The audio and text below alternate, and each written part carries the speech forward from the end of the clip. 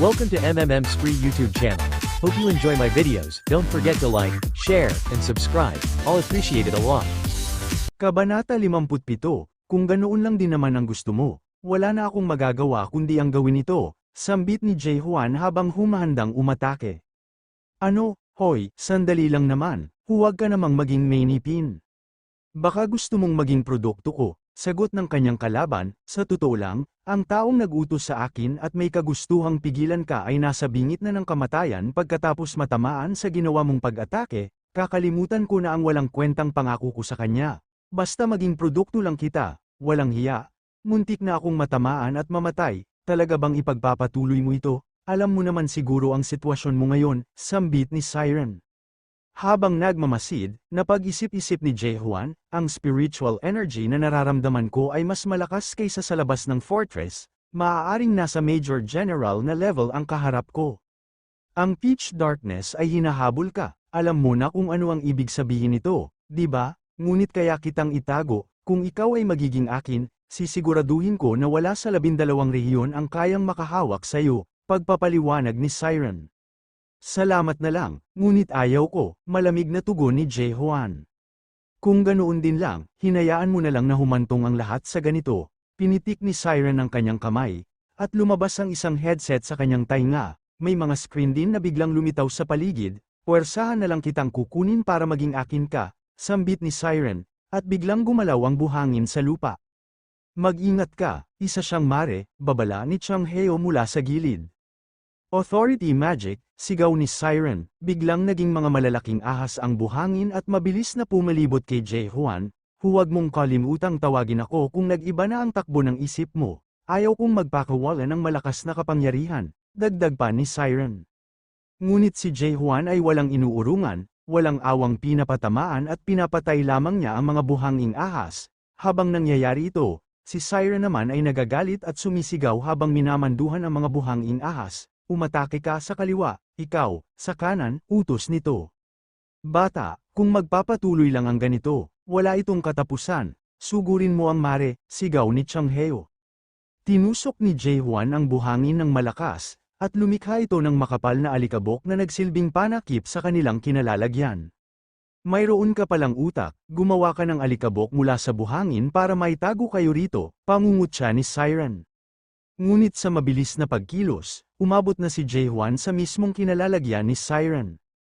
Kahit na gawin mo yan, nakikita ko pa rin ang lahat ng ginagawa mo sa screen, sambit ni Siren, nang malapit na siyang maabot ni Jay Juan, isang malaking ahas na buhangin ang mabilis na sumulpot mula sa ibaba upang kainin ito, akala ko kaunti lang ang katangahan mo. Ngunit lagpas pala ito sa inaasahan ko, natatawang sambit ni Siren habang pinapanood na mahuli si Jay Juan ng mga ahas. Palamigin mo muna ang isip mo habang nasa loob ka, at pag-isipan mong mabuti ang lahat, at isa pa, sa totoo lang, ako ang agrabyado sa proposal ko sa iyo. Ako si Siren Armeld, ang bewitching flame, na madaling naging number 1 sa popularity vote sa Little Brother, pagmamayabang nito. Ngunit sa isang saglit, unti-unti siyang may narinig na malalakas na kalabog, pagtingin ni Siren, laking gulat niya nang makitang nakawala si Jay Juan sa mga buhanging ahas. Paano nangyari yun? Nag-materialize ba siya sa paningin ko? Isa siyang halimaw, nanginginig na sambit ni Siren, bago pa siya makakilos, nahawakan na siya sa leeg ni Jay Juan at malakas na isinubsob sa sahig. Gusto mo pang magpatuloy? Banta ni Jay Juan, habang nakatingin sa kalaban, tumakbo sa isip niya, wala siyang masamang intensyon sa akin, kung hindi ko siya patayin at isama ko siya, maaaring mayroon siyang maitulong papunta sa abis, at baka magkaroon ako ng mga impormasyon tungkol sa unang mare na sinasabing nasa tuktok ng tore ng ilusyon. Madami akong katanungan sa kanya. Sumama ka sa akin sa Gorgon, utos ni Jay Juan, para ano? Sumuko, huwag kang ang magpatawa. Mabilis na sagot ni Siren, bigla siyang pamitik ng kamay at naglaho ang buhangin sa kanilang kinalalagyan. Sayang, kaunti na lang sana at mapapasa akin ka na. Huling sambit ni Siren bago tuluyang nawala. Tumakas na siya, isip ni Jay Juan, ngunit biglang lumitaw ang mga kamay ni Siren sa likuran ni Jay Juan. Nasurpresa ka ba? Bulong ni Siren habang mahigpit na niyayakap ang binata. Nabigla si Jay Juan, unti-unting may umakyat na kakaibang aura sa kanyang balikat, at bigla itong pumasok sa kanyang mga mata. Ito ang 8 Gates of Hell, pagmulat niya, nasa harapan na ng isang malaking pinto si Jae-hwan. Hindi ka ba nagulat sa pinto na ito? Alam mo na ba itong 8 Gates of Hell? Tanong ni Siren mula sa kawalan. Ito ay isang teknik na naranasan ko na minsan, kalmadong tugon ni Jae-hwan. Talaga ba? Ngunit iba ito sa mga peking bersyon ng 8 Gates of Hell na alam mo. Dahil ang 8 Gates of Hell ay isang skill na orihinal na ginawa ng isang mare, pagmamalaki ni Siren. Tuluyan ang pinasok ni Jae-hwan ang pinto. Sa unang gate, ang Gale Hell, hinarap niya ang halimaw na gawa sa hangin, ngunit mabilis niya itong tinapos. Ganoon din ang nangyari hanggang sa ika-4 na gate na may itim na kadena, pati sa ika-6 na gate, ang Frost Hell, isang ice dragon ang walang kahirap-hirap niyang pinabagsak. Habang pinapanood ito, gulat na gulat si Siren sa bilis ng paglampas niya sa lahat ng gate. Isa ka bang tao? Natutulala ako sa mga ginagawa mo, bulalas ni Siren.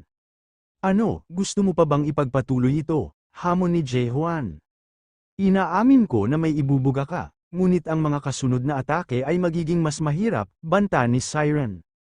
Biglang lumabas ang isang gate na maraming nakaukit na kamay. Sa pagbukas nito, isang malapot na likido ang umagos papalabas at ramaga sa patungo kay Jae-hwan. Tumambad sa kanya ang isang nakagigimbal na tanawin, ang mga patay niyang kasamahan sa pag-akyat ng tore. Tila natulala si Jae-hwan sa kanyang nakita. Kahit na ikaw ay siguradong mahihirapan dito, dahil magmula nang nilikha ang 8 Gates of Hell, wala pang nakakaraan mula sa ika-7 gate, pagpapaliwanag ni Siren, maya-maya pa, may lumabas na isang tao mula sa pinto na kamukhang kamukha ni Jae-hwan. Ikaw, sino ka ba? Tanong ng huwad na Jae-hwan, at hindi lang yun, marami pang ibang mga kamukha niya ang nagsimulang lumabas mula sa pinto. Bakas ang labis na pagkagulat sa mukha ni Jae-hwan sa kanyang nasasaksihan. Kabanata 58, ang 7 tarangkahan ng impyerno at ang nakalimutang sarili. Paunawa, ang kabanatang ito ay naglalaman ng mga paglalarawan ng digmaan, matinding emosyonal na trauma, at pagpapakamatay. Inirerekomenda ang patnubay sa mga sensitibong tagapakinig. Ang hukbo ng mga sarili, sino ka ba talaga? Ang ika-7 tarangkahan ay ang sarili niyang bersyon ng impyerno. Ano ang nangyayari? Nagmula sila sa iba't ibang panahon, ngunit lahat sila ay ako. Nakakaintriga ito, bulong ni Jae-hwan sa kanyang isip. Naghanda si Jae-hwan na sumugod, ngunit sabay-sabay ring nag-akma ng atake ang kanyang mga kalaban. Gulat na napahinto si Jae-hwan, lahat ng mga naroroon ay nakatutok ang sandata sa kanya. Ang mga nilalang na ito ay hindi lamang basta kamukha niya. Taglay rin nila ang parehong kakayahan, kilos, at paraan ng pagpapasya. Bago umatake, sinusukat muna nila ang kanyang lakas. Wala nang ibang pagpipilian si Jae-hwan, ang tanging paraan upang makaligtas ay ang maunang sumugod at maipatumba silang lahat. Ang muling paglitaw ng nakaraan gaya ng kanyang inaasahan, kakaunti lamang sa kanila ang marunong gumamit ng kanyang paboritong teknik sa pagsaksak, ngunit nang masugatan niya ang isa sa mga ito, isang kakaibang usok ang lumabas mula sa katawan nito at bumalot sa paligid. Ano itong usok na ito? Walang hiya, hindi ito ordinaryong usok, sigaw ni Jae-hwan habang nagdidilim ang kanyang paningin. May nakatayo sa kanyang likuran, mabilis niya itong inatake at tumilapon ito pataas bago bumagsak sa kanyang harapan. Nagkatitigan sila sa mata. Tumigil ka na, pakiusap ng sugatang kaaway. Sa muling paglapat nito sa lupa, naging usok ito na tuluyang lumamon kay Jae-hwan. Biglang nagbago ang kasuotan ni Jae-hwan at ang buong paligid. Corporal Jae-hwan, patawad, sambit ng isang lalaking umiiyak sa kanyang harapan, nakahandusay sa paligid ang mga bangkay ng kanyang mga kasamahan. Ang mga alaala ko, bago ako makapasok sa tore, napaalala ni Jae-hwan sa sarili. Corporal Jae-hwan, alam mo ang dinaanan kong hirap, ginawa ko ang lahat, di ba? Kung ikaw ang nasa katayuan ko ngayon, tinikom ng sundalo ang kanyang bibig, nagpasalamat sa lahat ng tulong ni Jae-hwan, at itinutok ang baril sa sariling ulo. Huwag, sigaw ni Jae-hwan, ang sundalong iyon ang kanyang tagapagmana at tagapayo, ang matinding pangingipit at pang-aabuso na dinanas nito ay humantong sa pagpatay nito sa sarili nitong mga kasamahan sa kalagitnaan ng gabi. Si Jae-hwan lamang ang tanging nakaligtas sa buong unit, dahil sa tala-arawan ng sundalo na nagpapatunay na hindi kasama si Jae-hwan sa mga nang-abuso sa kanya, naabsuelto siya sa kaso ngunit nakulong pa rin ng 15 araw. Doon nagsimula ang kanyang matinding galit sa sistema, bago pa man siya napunta sa mundong may mga status window at kakayahan, nabuhay siya sa isang mundong idinisenyo upang supilin ang bawat individual. Ang tanong ng batang Jae-hwan, walang hiya kayong lahat, galit na sigaw ni Jae-hwan habang isa-isang pinatutumba ang mga bersyon ng kanyang sarili. Sa gitna ng labanan, naririnig niya ang paulit-ulit na sigaw ng kanyang mga nakaraang anyo, iligtas mo kami.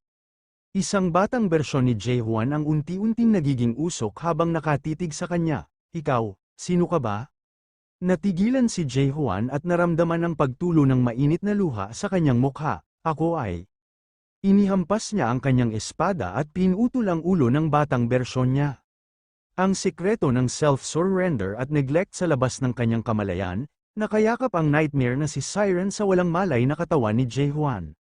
Sa loob naman ng kanyang isip, naglalahad si Siren, ano ang pakiramdam na matikman ang 7 tarangkahan ng impyerno? Sinasabi na ang self-surrender ng isang awakened ay ang paglimot sa orihinal na sarili upang maging bago. Kahit ang mga mare ay nagpapakamatay kapag hindi na kaya ng kanilang sarili ang labis na paglaki ng kanilang ego. Makakaya mo kayang harapin ang pagbabalik ng mga alaalang ito. Pumasok sa kamalayan ni Jae-hwan ang isang lumang alaala kasama sina Chang Heo at Kaiman. Ano ba talaga ang awakening? Tanong ni Kaiman. Ang awakening ay ang kakayahang makita ang tunay na katotohanan sa mundong ito. Tugon ni Chang Heo. Nakikita ng isang awakened ang mga partikulo na bumubuo sa realidad, ngunit kapalit nito, kailangang mag-ingat sa tinatawag na neglect o kapabayaan, kapag kaya mo nang makita ang lahat, mabilis ka ring mabubulag, at kapag masyadong marami ang iyong naririnig, nagiging manhid ka. Ang pagwasak sa tarangkahan, ito pala ang sinasabi ng matandang iyon na neglect, sambit sa isipan ni Jae-hwan, ang mga nakakakita ng marami ay madaling mabulag. Mabigat ang kanyang katawan at wala na siyang makita, pagod na siya sa paulit-ulit na pagdurusa, ngunit sa gitna ng kadiliman, lumitaw ang mga bituin sa kalangitan at ang hindi mabilang na alaala ng kanyang 2,000 taong pagsasanay. Sino nga ba ako? Hindi ko na maibilang ang mga alaalang nakalimutan ko, ngunit ang mga koneksyong ito sa aking nakaraan, ito ang aking pagkatao, ako ito. Bumagsak at tuluyang nawasak ang pintuan ng ika-7 tarangkahan. Hindi maaari, bumabalik sa akin ang pinsala, isang rebound, sigaw ni Siren sa tunay na mundo habang sumusuka ng dugo. Tumingkad ang mga mata ni Jae-hwan, isang napakalakas na puwersa ang sumabog mula sa kanyang katawan na nagpatingkad sa liwanag sa likod ng nawasak na ika-7 tarangkahan. Nakalagpas ako sa self-surrender, at ngayon, ang ika-8 tarangkahan naman ang aking haharapin. Kabanata 59, ang tala ng pagkabigo at ang digmaan sa chaos. Itinulak ni Jae-hwan ang huling pinto, at agad itong pumutok sa nakasisilaw na liwanag. Sa kanyang paghakbang, isang napakalawak at tahimik na lugar ang tumambad sa kanya. Bakit walang laman ang lugar na ito? Taka ni Jae-hwan. Biglang may kuminang sa itaas, mga letrang gawa sa maliwanag na apoy na lumulutang sa hangin. Nais kong ibahagi sa iyo ang aking kakaibang kwento, sa iyo na nagtagumpay sa lahat ng gates of hell. Ito siguro ang mga record na iniwan ng lumikha ng 8 Gates of Hell, sambit sa isipan ni Jae-hwan. Nagsimulang umalingaw-ngaw ang isang boses sa buong silid, naalala ko pa noong unang araw ng aming pag-alis para sa Abyss Expedition. Abyss Expedition, gulat na naisip ni Jae-hwan, ako si Mallark Armel, at ito ang record ng aking pagkabigo. Sa labas, sa tunay na mundo malapit sa lungsod ng Manticore, nakatago ang matandang si Chang Heo habang bantay ang walang malay na si Jae-hwan at ang mare na si Siren. Bata, gumising ka na, bakit ayaw pa rin niyang magising? Alalang bulong ni Chang Heo, dinala ko na pati ang mare na gumamit ng technique sa kanya. Pero pareho pa rin silang walang malay, kapag nawala ng malay ang mare, dapat ay nawala na rin ang ilusyon. Biglang naramdaman ni Chang Heo ang isang matinding panganib, dumating ang hukbo ng Resurrection Palace. Nahanap niyo na ba sila? Sigaw ng isang malakas na boses. Hindi pa po, sagot ng mga tauhan, pagigihan niyo ang paghahanap, sigurado akong nasa paligid lang sila, utos ni Samyong Garem, isang 11th stage adapter at ang Hidden Scent Monarch na may lakas na pangkapanatag ng isang Major General. Walang hiya, bakit nandito sa chaos ang lalaking ito? Kaba ni Chang Heo sa kanyang pagtatago, isa siya sa pangunahing puwersa ng ika-9 na rehiyon, bakit siya mismo ang kumikilos? May problema ba, Panginoong Garem? Tanong ng alagad nito. Biglang ibinaling ni Samyong Garem ang kanyang tingin sa eksaktong kinalalagyan ni Chang Heo. Ang galing mong magtago, dyan ka lang pala nagtatago habang buong oras ka naming hinahanap, matinik na daga. Nagpakawala ng isang napakalakas na atake si Samyong Garem patungo sa kanila. Ngunit sa mismong segundo bago sila tamaan, kahit walang malay, biglang pinitik ni Siren ang kanyang mga daliri gamit ang kanyang likas na katangian, isang malakas na pagsabog ng apoy ang sumiklab sa lugar. Nakatakas ba sila? Tanong ng kasamahan ni Garem habang napapalibutan ng usok. Bawiin ninyo ang Manticore at hanapin ang clan leader ng Sky Sect, malamig na utos ni Samyong Garem. Sa kabilang dako, sa isang ligtas na lugar kung saan sila na-teleport, dahan-daang inisip ang mga nangyari sa kanila. Ilang beses ba akong munti kang mamatay sa araw na ito? Reklamo ni Siren habang nakahawak sa kanyang ulo. Hoy, matanda, wala ka man lang bang masasabi sa akin sa pagliligtas sa buhay mo?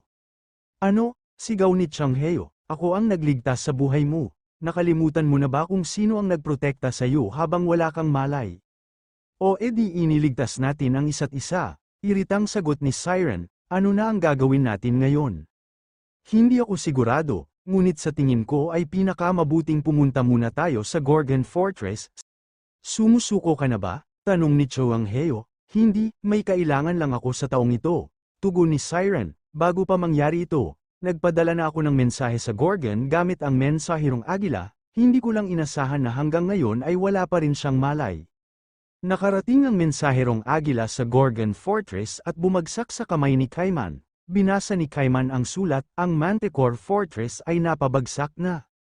Agad na nagkaroon ng sigla ang buong Gorgon, ang Carpe Diem, ang Liberation Army ng Gorgon, ay aalis na ngayon. Dadaan tayo sa Manticore at aatakihin natin ang Resurrection Palace, sugod, sigaw ni Kaiman, hindi na natin sila kapantay ngayon. Lusob, sigaw ng buong hukbo, sumugod ang 300 na awakened na mandirigma, winasiwas ni Magok Shin ang bawat kalaban na humaharang sa kanyang daan, kasama sina Yongyun at Kang Huang, patuloy ang kanilang mabilis na pag-abante. Kamangha-mangha, isang hukbo ng 300 awakened, baka talagang manalo na tayo sa pagkakataong ito. Natutuwang sambit ni Mayong Jaegal.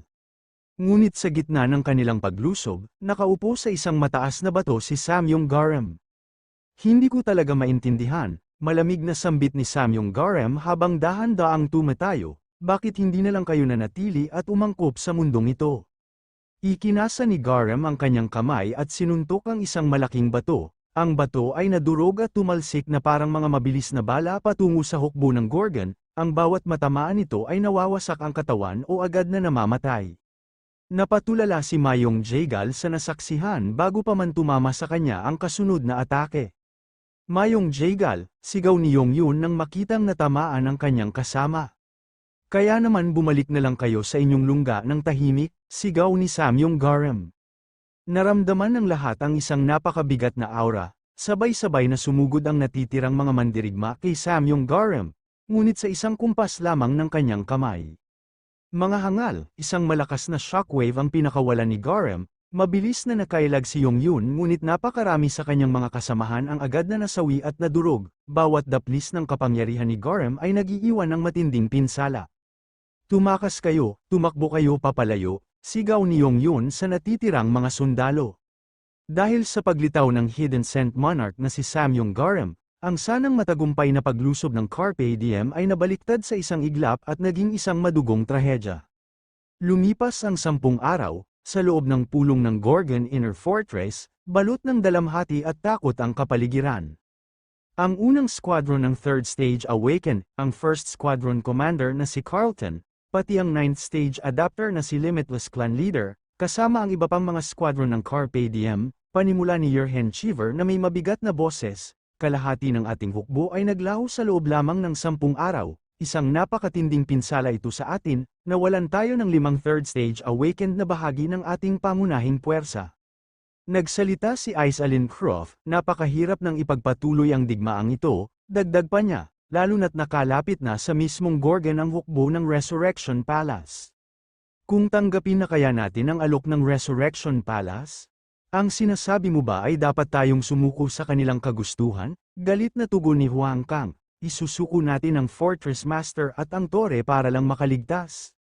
Tama siya, giit ni Kaiman, hindi natin pwedeng isuko ang Fortress Master, Aisha, maaaring nakikita ng mga mata mo ang malayo dahil sa iyong katangian, Ngunit hindi kaya ng scouting eyes mo na makita ang hinaharap, huwag mong hayaang mabulag ka ng iyong katangian, hindi ba't sinabi na ng Fortress Master sa atin na kailangan lang natin maglaan ng daanan? Ngunit sa puntong ito, wala na tayong tsansang manalo, alam mo yan, di ba? Sigaw ni Aisalyn Croft, paano kung humingi tayo ng tulong sa ibang monarch? Ang sinasabi mo ba ay ang Monarch of Steel? Tanong ni Yerhen Cheever. Tama, sa kasalukuyan, ang lahat ng monarch na ipinadala rito ay kabilang sa 9th Region, ang Pitch Darkness, paliwanag ni Aisalyn, at halos lahat ay nakakaalam sa hidwaan sa pagitan ng Steel at Pitch Darkness. Kahit na ganoon, nakalimutan mo na ba, paalala ni Kaiman, tinapos natin ang Master na ipinadala ni Heyoo, ang Master of Steel, kahit na hindi sila tuluyang patay dahil ang lahat ng dumaan sa Narrow Gate papuntang Chaos ay babalik lang sa kanilang orihinal na katawan. Kahit pa gustuhin tayong tulungan ng Monarch of Steel, hindi tayo dapat humingi ng tulong sa ibang monarch. At bakit naman, tanong ni Aisalyn Croft, tumingi ng diretsyo si Kaiman at buong paninindigang sumagot, dahil ang Chaos ay dapat palayain ng mismong Chaos, sa kabilang dako, sa isang tahimik na sulok. Patuloy na nakatayo sina Siren at Changheo, naghihintay at nagbabantay sa sandaling magising na si Jae-Hwan.